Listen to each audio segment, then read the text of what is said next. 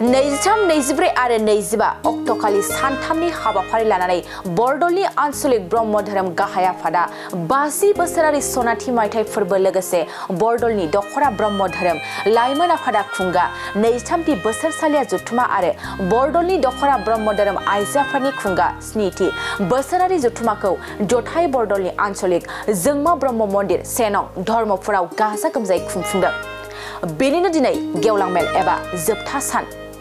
गेवलां मेल बेखेवगिरि महरै बाहागो लायो डिपुटि चेयारमेन BKWSनि सृजन बसुमतारी, गाहाय आलासि महरै अस्नि कुमार स्वर्गियारि गाहाय आफादगिरि, दुलाराय ब्रह्म धोरोम आफाद जर'खा आलासि सबायश्री गयारी गाहाय नेहाथारि, दुलाराय ब्रह्म धोरोम आइजो आफादा बाहागो लायो। थांखिजानाय बुंथिगिरि बिरेन बसुमतारी, बारग' गाहाय नेहाथारि, दुलाराय ब्रह्म धोरोम आफाद लोगोसे बायदि बायदि बिबानाव थानाय गेदेमा धोरोम सिबियारि बिथांमोना बाहागो लायो।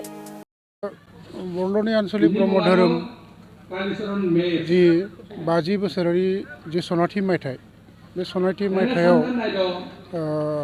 जों साफ्रोमखौबो वेलकाम खालामदोंमोन, खिन्थु जोंनि जी आसा बे आसाया मथा-मथि 100% जादों होननानै जों आसा खालामदों। बिनि गेजेराव खैजन आलासिफ्रा मोनफैयाखै। बिखेखै बुंनो थाङोबा BKWSनि चिफ मानगोनां मिनिहेश्वर बसुमतारी बिथाङा फैनो गोनांमोन। माखासे एंगार हायै जाहोननि थाखाय बिथाङा फैनो हायाखै होननानै मानगोनां BKWSनि भाइस चेयारमेन सृजन बसुमतारी फंबायखौ थिनहरदों।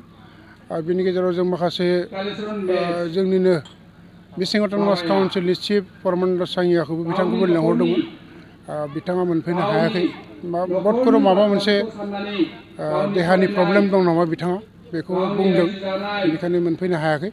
आरो जोङो मानगोनां आसामनि एडुकेसन मन्त्रि रनज पेगु बिथांखौबो जोङो लाइजाम हरदोंमोन। बिथाङा फैनो हायाबा फैगोन होनना बुंदोंमोन, खिन्थु मोनफैयाखिसै।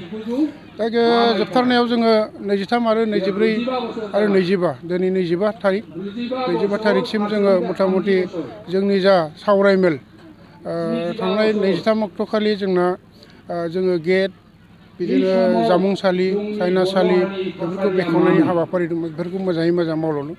आरो बिनि गेजेराव जों सेमिनार मोनसे लाबोदोंमोन। बे सेमिनाराबो खोब मोजां जादों। आरो 24 अक्ट'खालि जोंहा माखासे धोरोमनि जयग' आवथि अखण्ड जयग'नि खोथा दंमोन। अखण्ड जयग'आ एक्सुवेलि प्रिथिबियाव सान्ति जाथों होननानै मोनसे अखण्ड जयग' होनाय जायो। बिथांमोनहा गोदोनिफ्रायनो बे अखण्ड जयग'खौ होबोबाय थाखायो। बे अखण्ड जयग'खौ बयबो फोथायो, माने बे ब्रह्म सिबियारि मानसिफ्रा ब्रह्म भक्तफ्रा होनबा दुखु सुखु जाया जाथों बेनि थाखायनो बिथांमोनहा जयग'खौ बे अखण्ड जयग'आव फैयो। आरो दिनै 25 थारिखआव मथा-मथि जोंनि जे प्रग्रामफोर दंमोन ब्रह्म भक्त सिबियारि मेट्रिकआव 90.30 बे गथ'खौ बरायनाय हाबाफारि दं। आरो बिटेक साथाम पास खालामदों जोंनि जायगानिफ्राय ब्रह्म भक्त। बिथांमोनहा वेलकाम खालामदों बिथांमोनखौ। आरो आसा खालामदों बिथांमोना आरो इयुनाव समाजनिनो मोनसे सुबुं धोन हिसाबै जोङो मोननो हासिगोन साननैसोनि उनाव। इतिमध्य सासेया साख्रि मोनबायानो आरो गुबुन सानै साथामसो दंबावो। बिथांमोनाबो सुबुं धोन हिसाबै साख्रिनि मोननायाथ' कनफार्मलि जों सानना लादों। मोनबाबो मोनाबाबो जोङो बर' समाजनि मोनसे सुबुं धोन हिसाबै जानानै थागोन। आरो दिनैनि बे गेवलां मेल, बे गेवलां मेलाव हुदु ब्रह्म धर्म आफादनि आफादगिरि बिथाङा नुजाफैदों। आरो आइजो माहारिनि आइजो नेहाथारि मानगोनां गायत्री बसुमतारी नामा नामफोर बारा मिथिलाय नामा, दा बिथांमोना मोनफैदों। आरो बे मोनफैनायनि गेजेरजों दिनै बे गेवलां मेला खोब मेहेरगोनां जागोन होननानै आसा खालामदों। मानो होनबा बे जोंनि जायगानि धोरोमजों लोब्बा गैयाब्लाबो जोंनि गुबुन हारिनि गुबुन धोरोमनि मानसिफ्रा जोंनि बेवहाय फैदों। मानो होनबा दिनै बाथौ सिबियारि मानसिफ्राबो फैदों, सोरबा जयगुरुफ्राबो फैदों। आरो बेबायदिनो जोङो जातीय संगठन हिसाबै बर' फरायसा आफादखौबो जों लेंहरदोंमोन आरो बिथांमोना नुजाफैदों। आरो गगामुग दख'रा आइजो अनसाय आफादनि दैदेनगिरि बिथांमोनाबो फैदों। आरो खौसेथि बर' सुबुं आफादनि मानगोनां दैदेनगिरि बिथांमोनाबो फैदों। बे हिसाबै मेला खोब मेहेरगोनां जागोन होननानै आसा फारिदों। आरो जोबथारनायाव बेखिनिखौ बुंनानै फोजोबनाय जाबाय।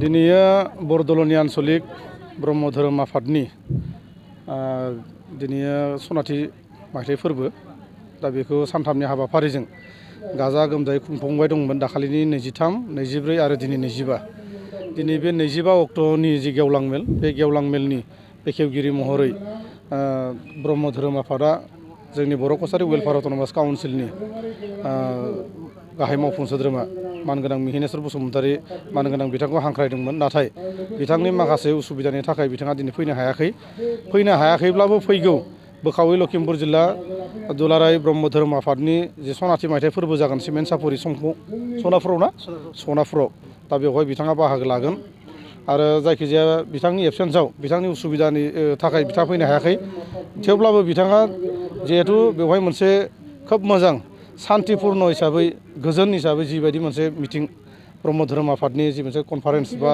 गल्डेन जुबलि खुंफुंबाय थादों दा बेखौ बिथाङाबो सिगांनिफ्रायनो रादाब लाहरबाय थादों आरो बे हिसाबै जिहेतु बर' कसारि वेलफेयार अट'नमास काउन्सिलनिफ्राय नुजाथि फैजानायखौ बिथांमोना लुगैदोंमोन हिसाबै बिथाङा आंखौ बेवहाय फैनो थाखाय हांख्रायहरनानै आं बेवहाय नुजाथि फैदों आरो दिनै फैनानै आं खोब गोजोननाय मोन्दों दिनै बे ब्रह्म धोरोम आफादजों लोगोसे बे लाइमोन आफाद आइजो आफादाबो ब्रह्म धोरोमनि लाइमोन आफाद आरो आइजो आफादाबो बेवहाय माने जथुम्मा खुंफादो आरो बेवहाय ओनसोलाव थानाय गोबां माने जेसेखिनि ब्रह्म धोरोम सिबियारि सुबुंफोर दङ आरो बेजों लोगोसे ब्रह्म धोरोम सिबियारि नङै गुबुन धोरोमनि सुबुंफोराबो बे जथुम्मायाव राङारि बा बायदिसिना बिथिङाव जि मोनसे अनसुंथाइ होनानै जाफुंसार होदो बेखौ नुनानै आं खोब गोजोननाय मोन्दों बर' कसारि वेलफेयार अट'नमास काउन्सिलनि 23 आरो 24 मायथाइनि रां बावजायाव बेवहाय गुरुदेब कालिचरन ब्रह्मनि मुङै मोनसे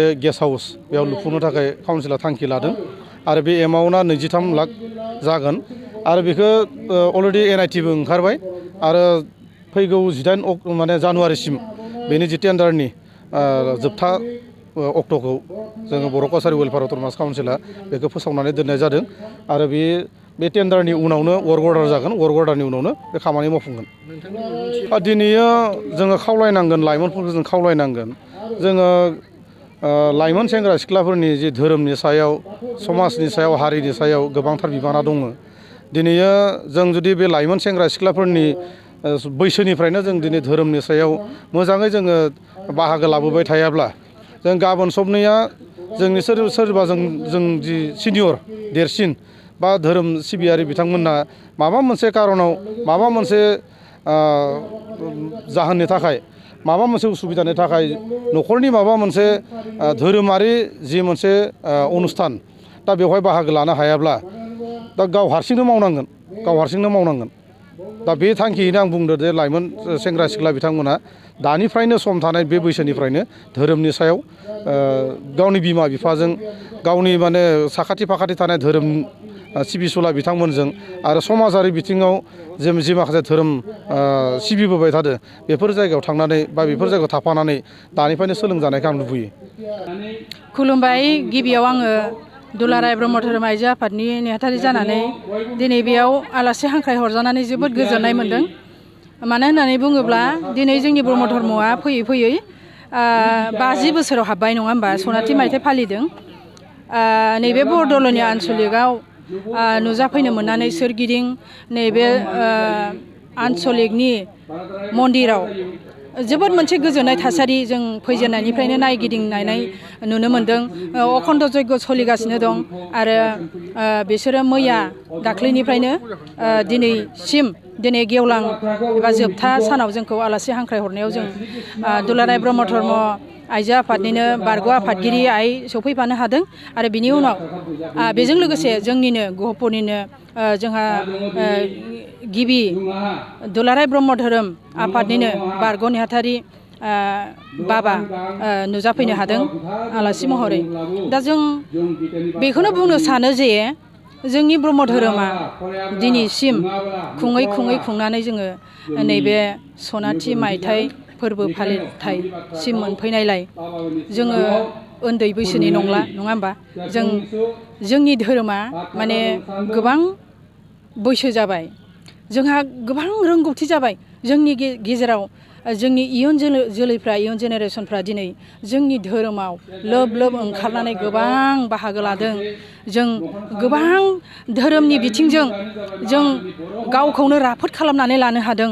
लाइमोनानो जा, आइजोआनो जा, गागियानो जा, प्रसार संसारानो जा, जोंनि थांखियानो मोनसेल' जे मानसि जाथिया मुलुगाव जाहाथे नांलाय खमलाय गैयालासे जिबि हिंसा खालामालासै सासेया सासेजों कदम बाय कदम मिलायनानै जोङो गोरोबलायनानै अनलायनानै थानो हाथों, जिउ जिबिखौ अनसायनो रोंथों। बेनो जोंनि ब्रह्म धोरोमनि मुल मन्त्र आरो थांखि।